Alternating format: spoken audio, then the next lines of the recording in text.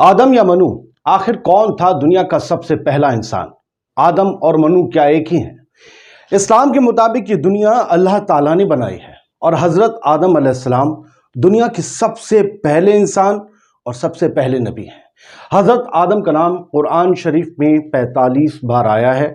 अल्लाह पाक ने अलग अलग तरह की मिट्टी को मिलाकर हजरत आदम अलैहिस्सलाम का पुतला बनाया और फिर उसमें रूह फूंक दी। आप बिना माँ बाप के पैदा हुए और आपकी पैदाइश जुम्मे के दिन हुई।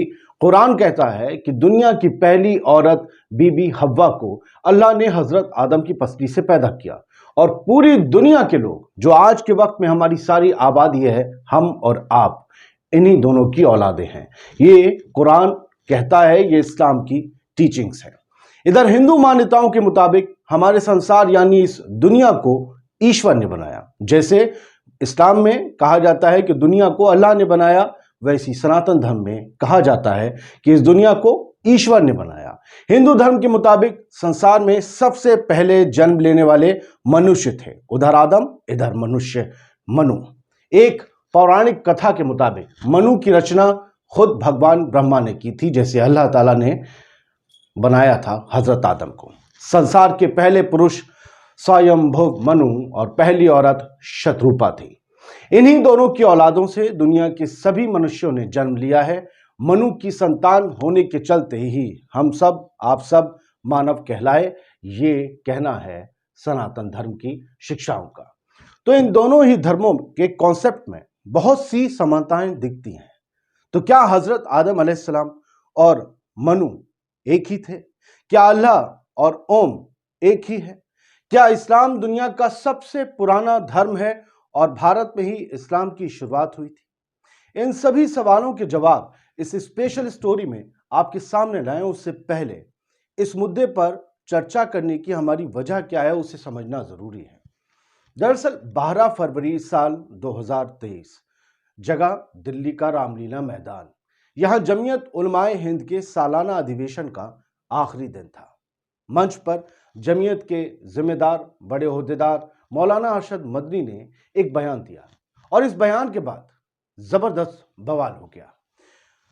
अरशद मदनी ने आरएसएस के चीफ के उस बयान का जवाब दिया जिसमें उन्होंने कहा था हिंदुओं और मुसलमानों के पूर्वज एक जैसे हैं। यह बयान मोहन भागवत ने दिया था। अब मोहन भागवत के इस बयान के जवाब में अरशद मदनी ने कहा कि भगवान राम और शिव से पहले मनु आए थे और जब भगवान शिव और राम आए नहीं थे तो मनु किसे पूछते थे? मनु ओम को पूछते थे। ओम कौन है? मदनी कहते हैं बहुत से लोगों ने कहा कि उसका कोई रूप रंग नहीं है, यानी निरंकार, वो दुनिया में हर जगह है। तो मदनी ने कहा कि इन्हीं को तो हम अल्लाह कहते हैं, इन्हें आप ईश्वर कहते हैं। यानी उन्होंने स्टैब्लिश करने की कोशिश की कि ओम और अल्लाह एक ही है।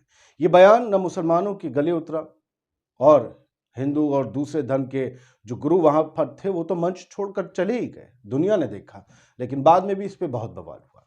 लेकिन मदनी की बात बहुत सिंपल सी थी दोस्तों, इसे मुद्दा बना लिया गया, ये और बात है। मदनी ये कह रहे थे कि दुनिया के सब लोग आंख से न दिखने वाली एक शक्ति को पूजते या उसकी इबादत करते हैं, लेकिन धर्मों में बटी दुनिया के लोग उसे अलग अलग नाम से पुकारते हैं। ये कॉन्सेप्ट पूरी दुनिया में, सिर्फ इस्लाम और सनातन में नहीं, जैन, बौद्ध, पारसी, सब लोग अपने अपने नाम हैं, अपने अपने तरीके हैं और अपनी अपनी सभी के पास किस्से हैं। चलिए अब उन सवालों की तरफ बढ़ते हैं जो शुरुआत में उठाए थे। सबसे पहला सवाल, हजरत आदम कौन थे?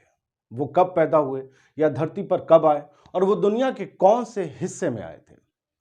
दरअसल इस्लाम ये कहता है कि आदम और हव्वा ने शैतान के बहकाने पर उस पेड़ का फल खा लिया जिसे ना खाने का हुक्म उन्हें अल्लाह ताला ने दिया था। इस गलती के बाद ही दोनों को जन्नत से निकालकर पृथ्वी पर भेजने का फरमान जारी हो गया। इस्लाम के मुताबिक अल्लाह ताला ने हजरत आदम को मिट्टी से बनाया था। अलग अलग तरह की मिट्टी थी, इसी वजह से किसी का रंग गोला काला, किसी का स्वभाव चिड़चिड़ा, किसी का बहुत अच्छा। और बीवी हव्वा को हजरत आदम की पसली से पैदा किया था। फिर दोनों को जन्नत में ठिकाना अता फरमाया, उन्हें हर तरह की आज़ादी दी सिवाय एक दरख्त यानी कि पेड़ के पास जाने की, उसकी मनाही थी। उन्होंने अल्लाह के हुक्म के मुताबिक दरख्त के पास जाने से खुद को रोक के रखा, लेकिन एक दिन उनसे खार खाए बैठे शैतान ने उन्हें बहका दिया और आखिरकार दोनों से वो खता हो गई जिससे अल्लाह ताला ने उन्हें मना फरमाया था। दोनों ने उस पेड़ का फल खा लिया था। कुरान पाक में सूरह अल बकरा आयत 36 और 37 में अल्लाह ताला कहता है, तो शैतान ने इन्हें उस दरख्त के जरिए फुसलाया और जहां वो रहते थे वहां से उन्हें अलग कर दिया और हमने फरमाया तुम सब नीचे उतरो। यहां नीचे उतरो का मतलब जन्नत से निकलकर दुनिया में चले जाओ है, यानी पृथ्वी पर चले जाओ। यानी कि अल्लाह हुक्म देता है कि अब तुम जन्नत में नहीं रहो, अब तुम दुनिया में जाओ। इस्लाम के मुताबिक अल्लाह को आगे के लिए इस दुनिया को आबाद करना था और नस्ल इंसानी को बढ़ाना था। इसीलिए अल्लाह ताला ने हजरत आदम और बीबी हव्वा को माफ तो कर दिया, लेकिन हुक्म दिया कि तुम जमीन पर उतर जाओ और वहीं पर रहो। और ये बात हमेशा याद रखो कि शैतान तुम्हारा खुला दुश्मन है।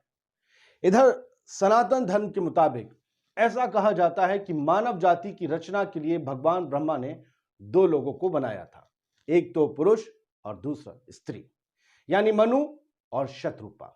ऐसा भगवान ब्रह्मा ने इसलिए किया क्योंकि मानव जाति को आगे बढ़ाने के लिए ब्रह्मा के लिए यह जरूरी था कि वो पुरुष और स्त्री दोनों की रचना करें। इन दोनों के बिना आबादी नहीं बढ़ सकती थी, लोग नहीं आ सकते थे।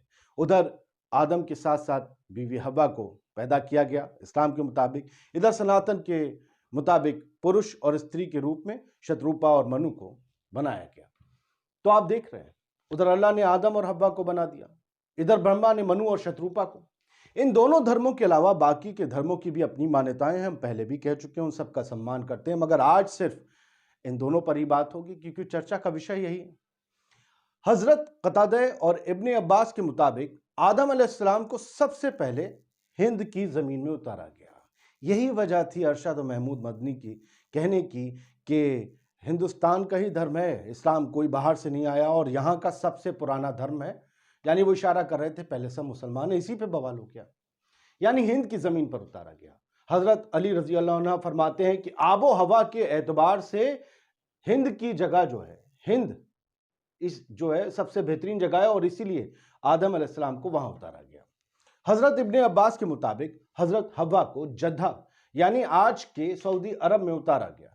जिस मैदान में हव्वा आदम से मिलने के लिए आगे बढ़ी उसे मुजदलफा का नाम दिया गया और जिस जगह पर आदम और हव्वा ने एक दूसरे को पहचाना उसे अराफात का नाम दिया गया। जबल अल रहमत पे वो लोग मिले थे। जबल अल रहमत का एक पहाड़, वो आज भी वहां पर अराफात में है। मुजदलफा और अराफात ये दोनों मिले हुए मैदान हैं।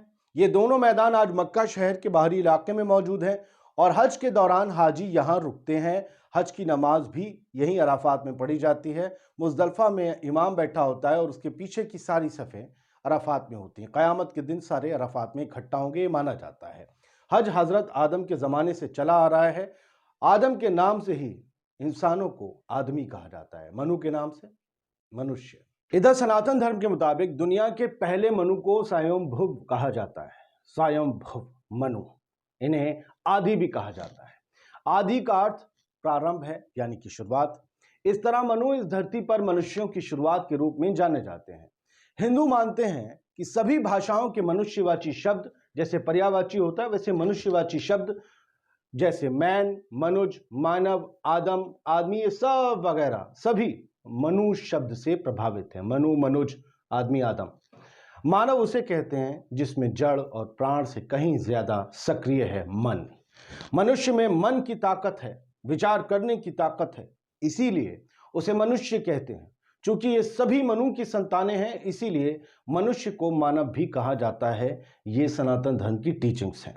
तो आखिर में सवाल वही है कि जब आदम से पैदा हुए आदमी और मनु से पैदा हुए मनुष्य, ये दोनों ही एक शेप, एक ही नेचर में एक जैसे पाए जाते हैं, दो आंख, दो कान, मुंह, दो हाथ, किसी का तीन नहीं, किसी का एक नहीं, सब बराबर। तो मुझे लगता है कि क्या ये कह देना कि आदम और मनु एक ही थे सही होगा? नहीं। मुझे लगता है कि इसका पता कभी कोई नहीं लगा पाएगा क्योंकि ये किस्से हजारों साल पहले के हैं और हम ना तो गुजरे हुए कल की तमाम घटनाओं का पता लगा सकते हो, ना ही आने वाले कल की किसी घटना की पूरी जानकारी जुटा सकते हैं। तो बेहतर यही होगा कि एक दूसरे की आस्थाओं का सम्मान करते हुए सभी को अपना जीवन गुजारना चाहिए। यही आदम और यही मनु की अच्छी संतानें होने की पहचान होगी। जय हिंद।